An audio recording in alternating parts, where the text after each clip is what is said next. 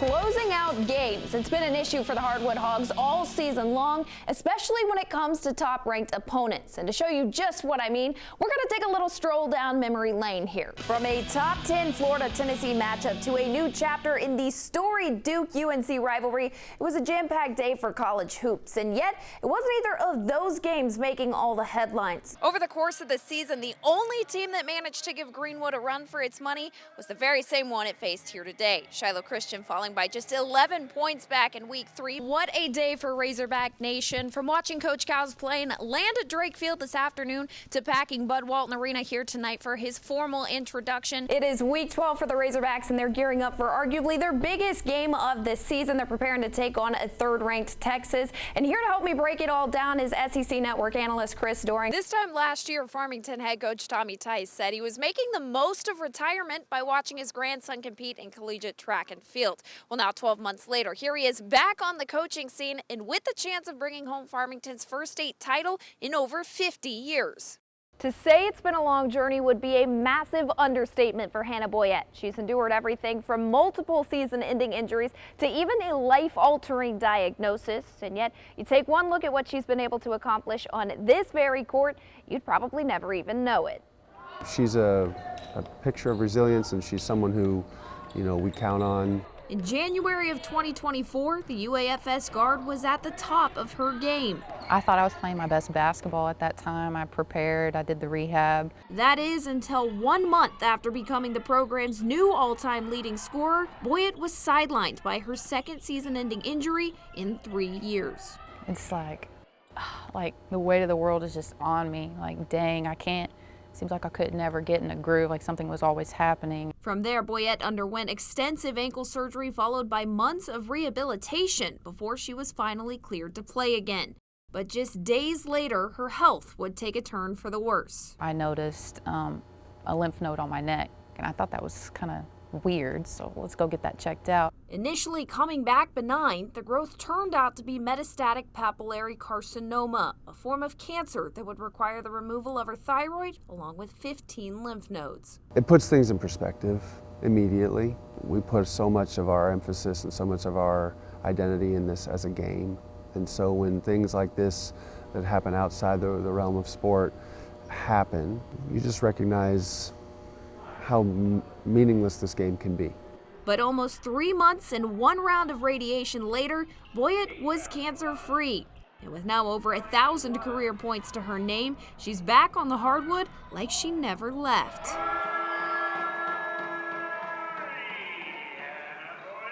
I'm just at a loss for words, really.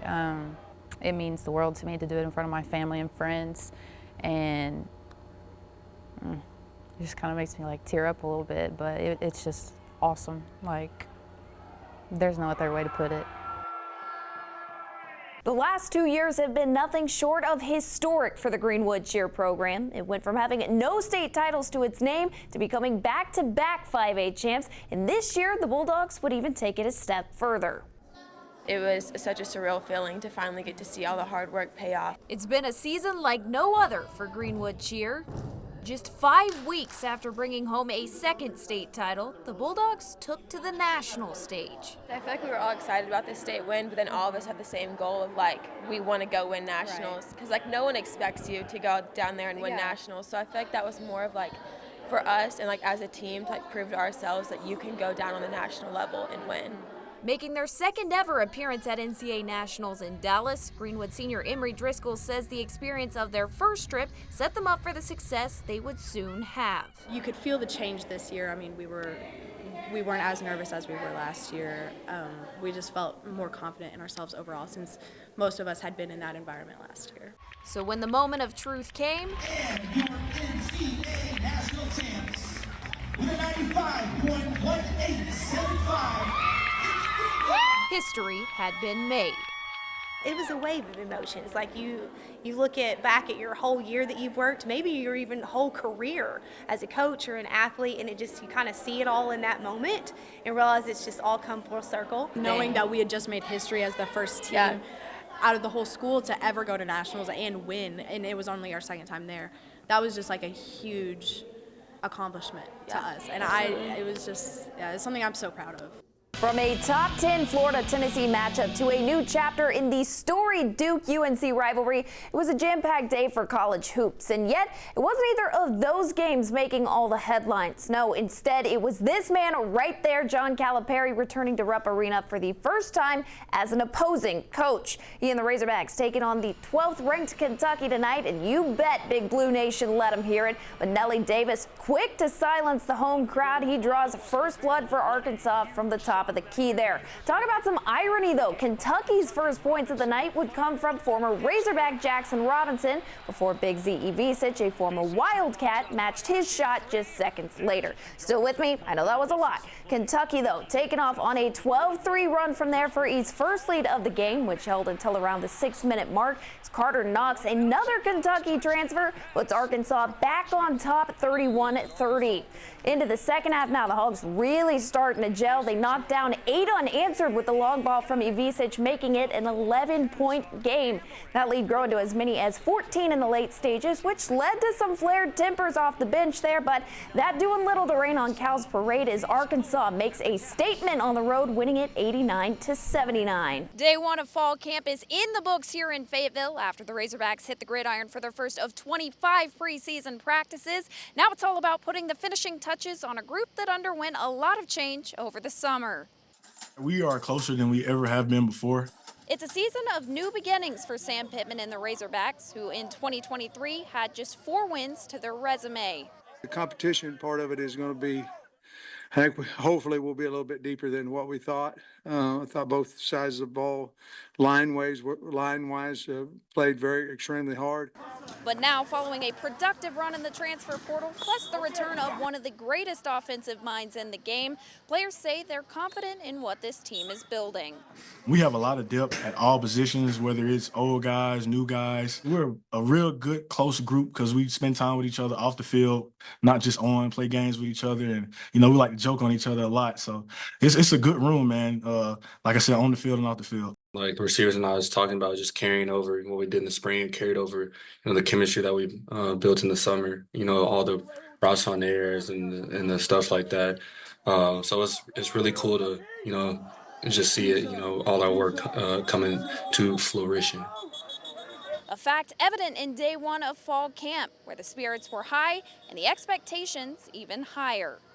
It was hard, but I can't say it was challenging, way better than last year. But that's because we have more standards that we have to live up to. We went 4-8 last year. That's a nasty taste in our mouths. So, every little thing, we went back and see what we could have fixed and did better. And it started in the offseason in the weight room.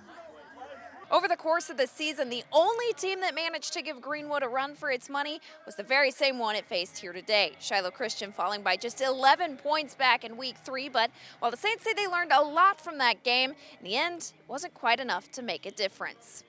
An action-packed first quarter, Greenwood scores on its first offensive play of the day, with Grant Carnes taking it 14 yards for the opening score. But the Saints answering right back on their next drive. Jake Botenstein connects with Griffin Mason on the 38-yard reception before Mason again runs it up the middle to tie this one at 7. Into the second quarter, Greenwood back in front now by 2 scores, but Mason able to put the Saints back within reach, shot the 4-yard rush to make it 21-14 Bulldogs. Greenwood pulling away, though, for a 3-touchdown lead at the half, which grew to 4 late in the third quarter. By the time the Saints looked to make a game of it, the defense was able to put it away for the 61-35 win. A bittersweet end to the season for Greenwood, who says this one was all for fallen Bulldog Isaiah Arrington. It's been a rough year. It's been a really, really rough year. Kids and coaches going through things we should never have to go through. And a day like today gives you a reason to smile. The kids are so excited they were able to finish it off for Isaiah. This was his dream. Yeah, we talked about it since he passed, and this is what he wanted. He wanted a state championship his senior year, and we all put our heads down. We worked together. We bonded together. We hung in there with each other, and that's what happens when you work your tail off for 9 months and we bond together, and yeah.